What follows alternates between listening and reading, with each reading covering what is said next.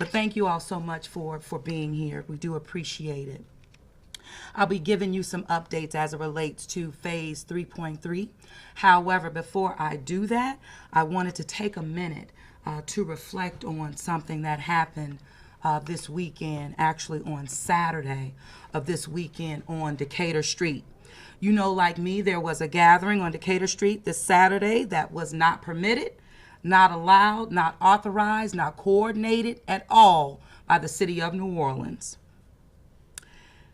Prior to this event on Saturday, I received a little email from a resident tipping me off about what could come to the city of New Orleans, like what we saw in other cities, Miami, Portland, Seattle, many of the cities throughout.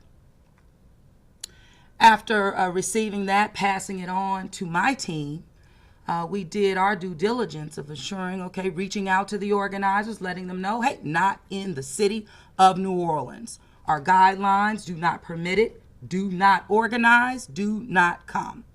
We learned at that particular time there was a focus on Waldenberg Park, even the artillery, Washington Artillery, and we reached out to Audubon in terms of leadership there, putting them on notice about what we were also hearing and being proactive to prevent in our city. After such, we asked that it be put in writing right prior to the weekend. Long story short, the organizers were given a directive from the city of New Orleans that it would not be permitted. The city, again, as I mentioned, contacted those organizers, and the organizers used the pretense of religion to hold this event with other motives. And that simply was not right.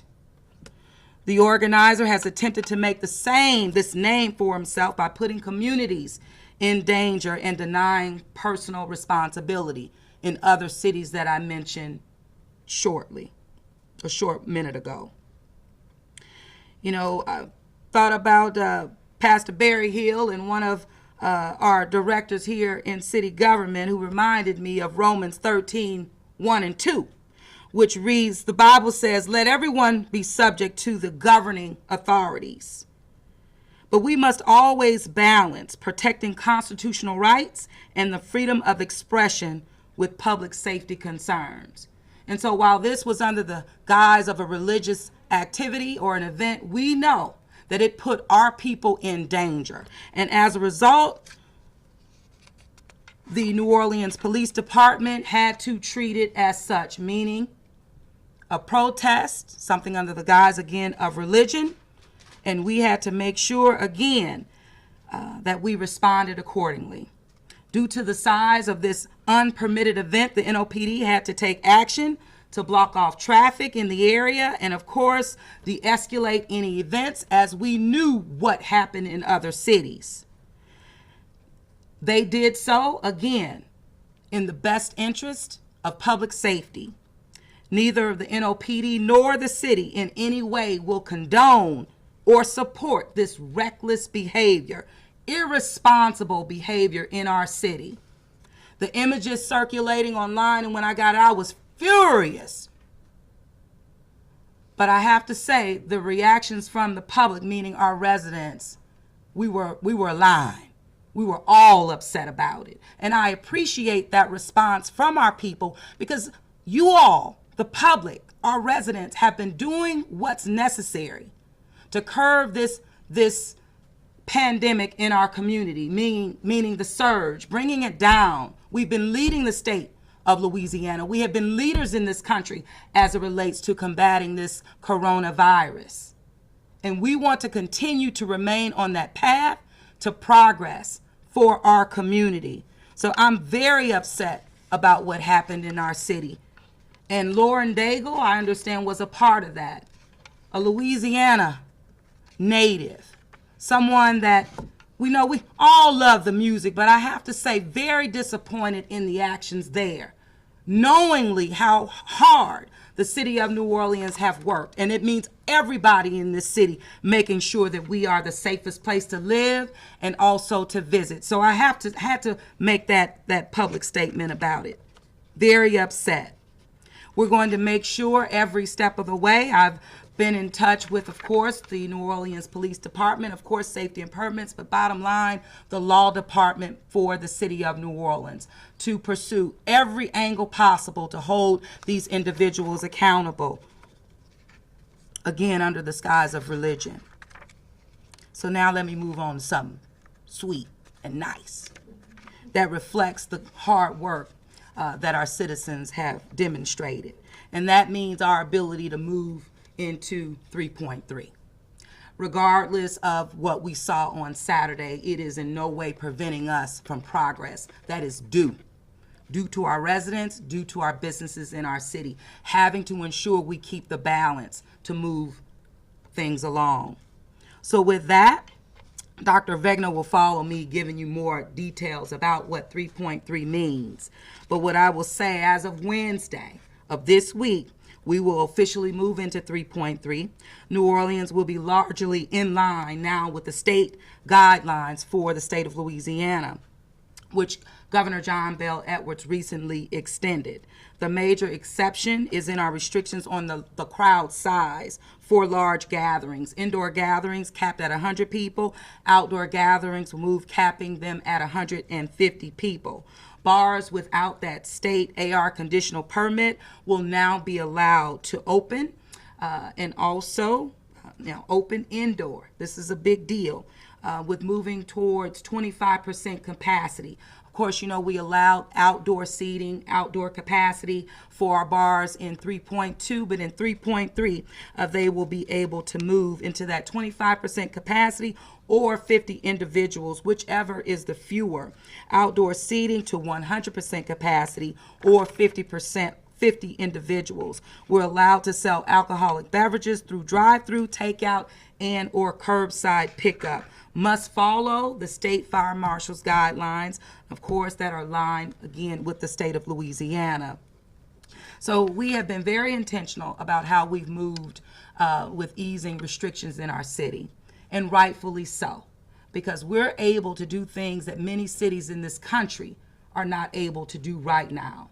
And that speaks to education. Our children are in school, pre-K through 12th grade, public, private, and parochial. This isn't happening in many states, many cities across the country. So we continue to be an example of progress as we move through this COVID-19.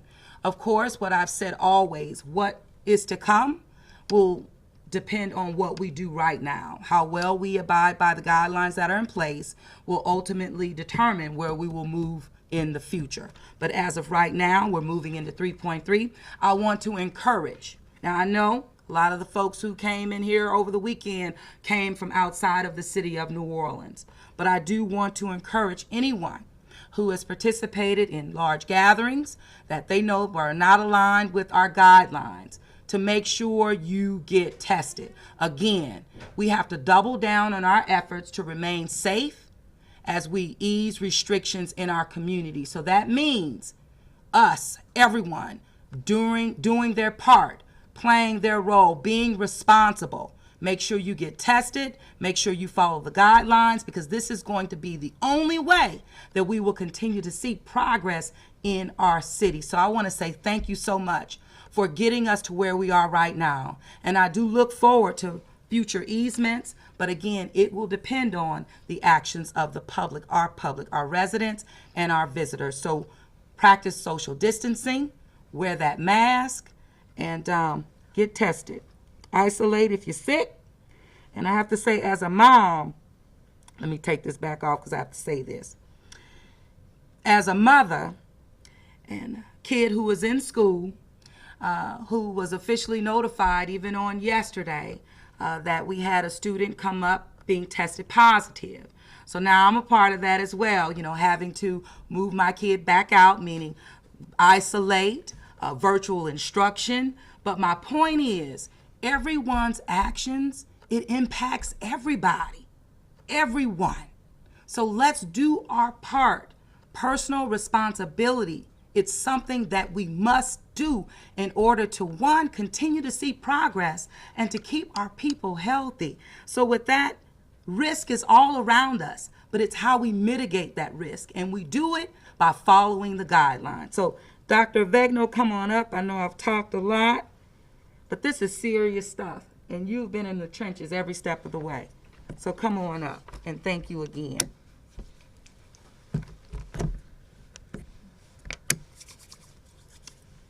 Glad we got the big jug of hand sanitizer. That's I know. great. Thank you, Mayor. Thank you so much. Thanks, everybody. As we announced last week, Mayor Cantrell, and obviously with the full support of the Health Department, made the decision to delay what we had hoped our original Phase 3.3 deadline would be due to Hurricane Zeta. As you know, in the days leading up to and following the storm, our testing was canceled, reporting of results was somewhat delayed. We know as well that during this period, many residents might have stayed with others outside their regular households, either to hunker down or during the power outages that followed the storm. And so for those reasons, it was really important for us to pause and examine what would happen to our cases. Right now, the data trends in Orleans continue to be stable.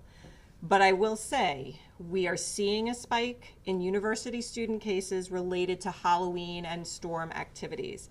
I want to commend our university partners. They are really stepping up. They made us aware of this right away. They are vastly increasing their testing, and they know that most of our students will be going home in just a week or two. I do want to let people know that, because that is going to affect our numbers. It's already starting to, and it will affect our numbers. But with the amount of testing, we expect the positivity rates to stay low. So because of all this, because our general trends have been remarkably stable for a very long time, that does allow us, as the mayor said, to move into Phase 3.3 beginning on Wednesday, at which point we are going to very nearly match the state's Phase 3 guidelines. So this includes the major changes here are increasing in indoor and outdoor gathering sizes and the ability for bars to have some indoor seating. Specifically, indoor gatherings, anything that is a gathering, a wedding, a funeral, an event, will be allowed to increase size from 50 to 100. But remember, all attendees must wear masks, and the indoor venue must be large enough for individuals to be 6 feet apart at all times. Outdoor gatherings will increase from 100 to 150 with the same masking and social distancing requirements. We feel that we have been very successful because we have done incremental increases in gathering sizes, and that's really allowed us to assess what happens when you do that in a small step rather than going from 0 to 250 all in one fell swoop. As the mayor said, bars and breweries will be allowed to have 25% of their permitted occupancy indoors with a max of 50 people. They can also have 100% of their capacity outdoors, also with a max of 50 people. As a reminder, per the state's guidelines, and these match the state's guidelines, indoor live entertainment is not allowed in bars. And again, in bars, just where everywhere else, mask, distance, table service only, okay? Since we've been in 3.2 and we have the capacity, we have increased some live entertainment options, we have heard the concerns that some businesses and individuals have been confused about the rules around live entertainment, and they have been, a little confusing as we try to work through with the state what is safe. We at the city have been working very closely with safety and permits to create new guidance that is clearer for special events and live entertainment, along with an easier process for seeking approval. We want to make it as easy as possible for folks to know what they can do safely and to get it fast-tracked. This information is also going to be available Wednesday on the One Stop app, or website, excuse me. So if you're planning an event, Wednesday you'll be able to go through sort of this new process. So I'm really happy. I'm incredibly proud of our residents, our friends, our colleagues, our neighbors to announce 3.3. It's really important to understand that New Orleans and Louisiana are incredibly unique right now compared to the rest of the country. Well, I'm sure you've all seen cases are surging at an alarming rate. We are setting records nationwide every day in terms of cases and hospitalizations and deaths. We are an outlier. We are a good outlier, and we want to remain it. I think why, I don't know that we're 100% sure. I do believe it's partially due to our warmer weather. And again, the hard work. Mask wearing is the norm here, and it has been for months, and that has saved countless lives and allowed businesses to open. Even so, it's going to get colder. It is very possible we could see the same surge or another surge coming in the winter months. So we can't be complacent and think that we're going to be fine forever. As long as the rest of the country is out of control, there is almost certainly going to be some spillover here. So we continue to watch those numbers. We continue to watch what happens in the rest of the country daily to just see if we can identify trends before they happen so we can make sure we stay on this path. I can promise you no one wants to go backwards. Nobody wants to see restrictions put back in place. Should we have to do that, as the mayor alluded to, I want to emphasize that keeping kids in school is going to be our top priority. And that's because in a very careful review of the school data, while some students, as the mayor has experience with, and teachers have contracted the virus so far this school year, there is really no indication that it is spreading in a classroom. Where we're seeing spread is outside, is the slumber party, the birthday party, the teachers who go out to dinner with each other, and then some athletic teams. Again, that's because our educators have done heroic work in instituting and enforcing good disease control measures.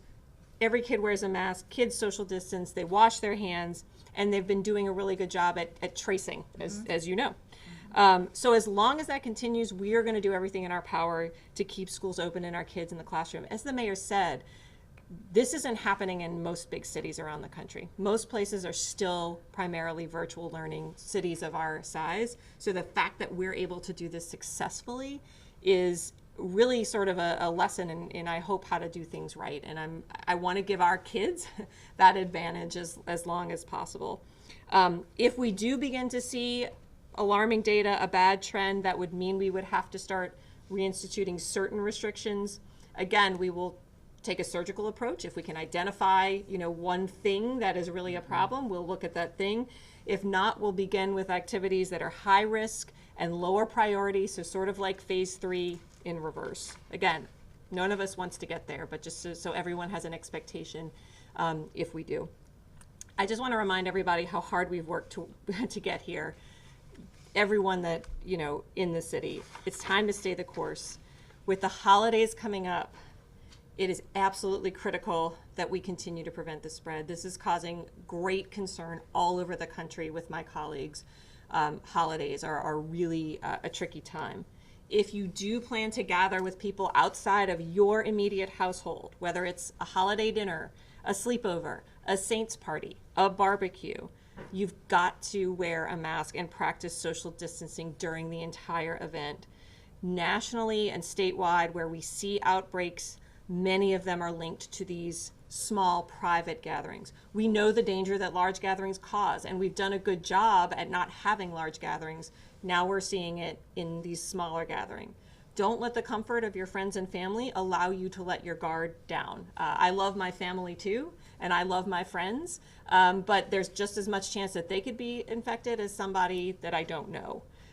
If you're unsure how to celebrate safely, there's some great safety tips at ready.nola.gov/holidays.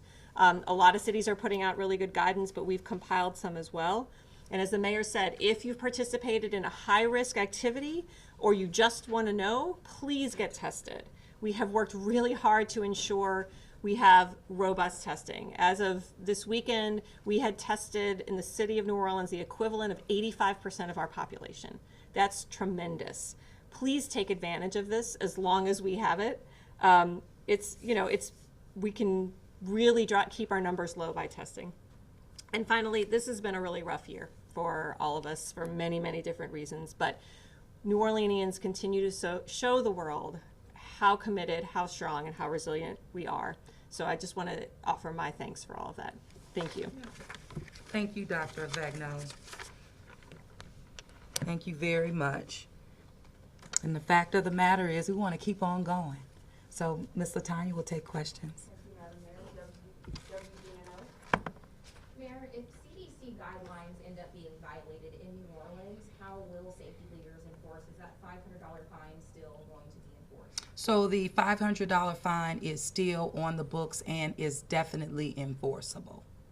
And so I think what is demonstrated, which we talked about this morning, is the progress that we've made in this city that is closely tied to personal responsibility. And we want to continue to encourage our people to stay the line, go the long haul, because it really has reflected in our ability to be healthier, but also to get our businesses back on track.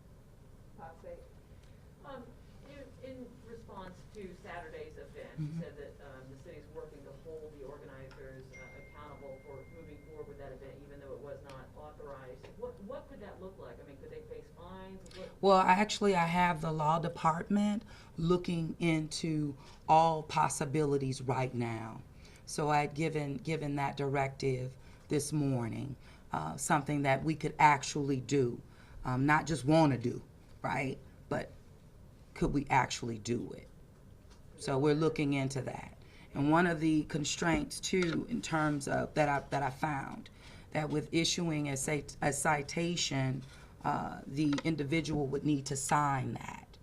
So that's something that is not in our purview right now, it seems. But again, I'm like, are you sure? So they're just going, the extra mile to determine what the city of New Orleans could legally do based on the event that was held, but also recognizing the balance in that, because it was, under the theme of a religious, activity. So they're looking closely. With Pfizer announcing today they're ramping up, or could be a vaccine in the coming weeks and months, what's the city's plan ultimately when it's widely available? Oh, we're excited. Look, we're ready for that question, and I'll let Dr. Vegno handle it because she's been working so hard.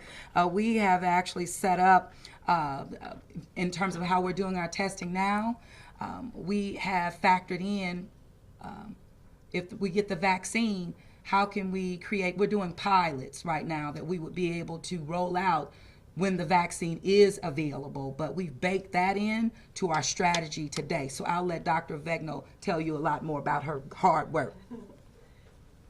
I'm super excited you asked that question. So, Pfizer obviously came out with some good news today. It's very preliminary, but they've been one of the leading candidates for a while and really have taken the lead in doing some good work to ensure everyone that this is going to be a scientific approach. It's not going to be rushed, and we're going to do the right thing. We have been working, so the way the vaccine distribution will work is through the state. We've been working with the state, planning this for months now. And so we're well represented there, but we've also, and we'll be, sending out some more information about this in the next couple of days. We now have a vaccine strategy group that encompasses every particular aspect from acquisition, distribution, communication, equity, engagement, because we know this is going to be an incredibly heavy lift.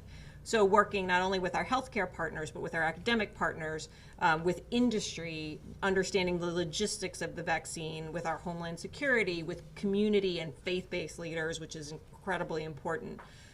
So we are hitting the ground running. I do want to set expectations about this vaccine. This is sort of the first step to say it looks like in the trial that we've been running that it's successful. They have not reported any adverse effects. I haven't seen the actual data. This is just sort of their first report. It is likely it will go before the FDA in the next couple of weeks, as long as everything stays the same, for an emergency use authorization. When that occurs, the CDC, and I believe they released them in the last week or so, has a very specific priority distribution. The first people, whether it's New Orleans or anywhere else, who will receive vaccine are going to be high-risk healthcare workers, and then likely high-risk individuals like nursing home residents, and everybody understands why. There is a very specific tiered system.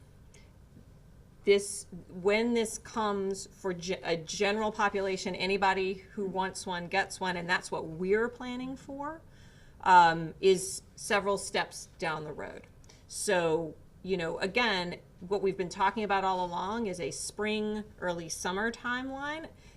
It's a little too early to say, but it's encouraging that we could be on that timeline. We're going to be ready, as the mayor said. We're going to be ready. We've already started doing some dry runs. We will continue to test and pilot. We are going to be giving vaccinations in a number of different ways when the time comes. So thank you. And I Yeah. just want to ask about that a little bit. Sure. Just to help picture, would it be drive-through things like the testing was, or going Yeah. to a neighborhood drugstore? Or? So my understanding is that the feds have contracted with Walgreens and CVS to be vaccine distribution points as a minimum, right? And it's not clear if that's going to be for everybody, if that'll start with the high risk. There's a lot of details to be worked out. So that will be part of it. We anticipate the healthcare systems will have a plan to distribute it to their workers, obviously. So the big, Ochsner, LCMC, Tulane, right? They're all going to figure out how to get it to their employees when their list, point on the list is there. What we envision is very much how we've run our community-based testing strategy.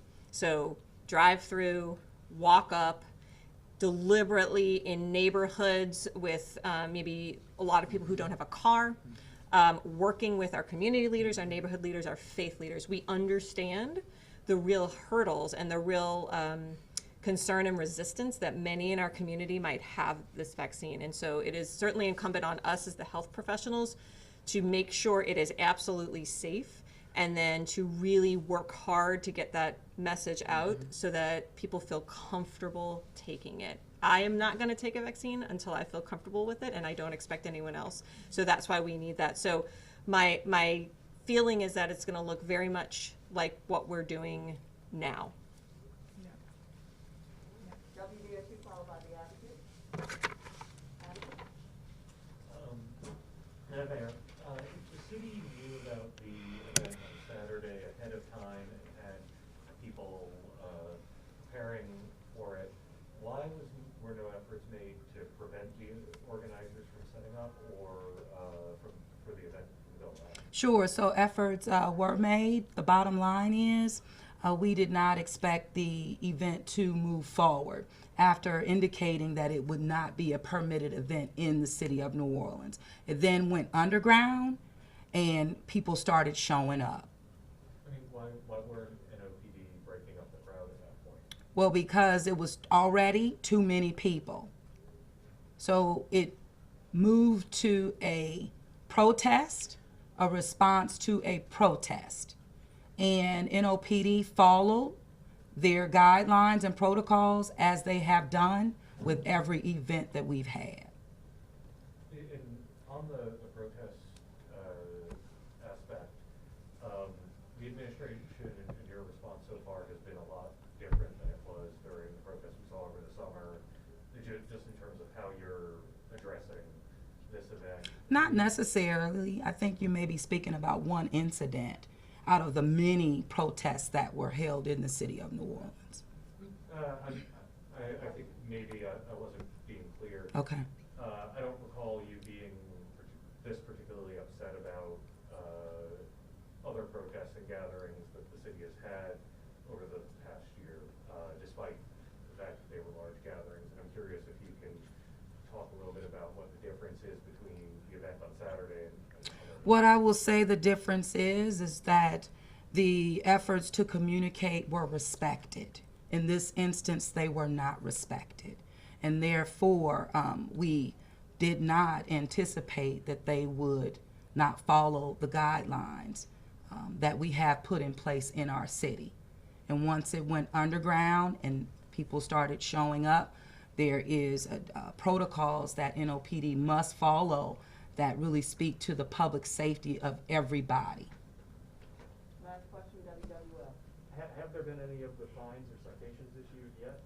As of right now, no, because people have just been responsive, in terms of put the mask on, just basic and subtle requests, and given the, some visitors, even maybe not thinking they don't know, but just reminding them that in New Orleans we mask up. It is mandatory. And so we have not really seen any pushback in regards to that. And I did that on Friday afternoon. I believe that was Friday.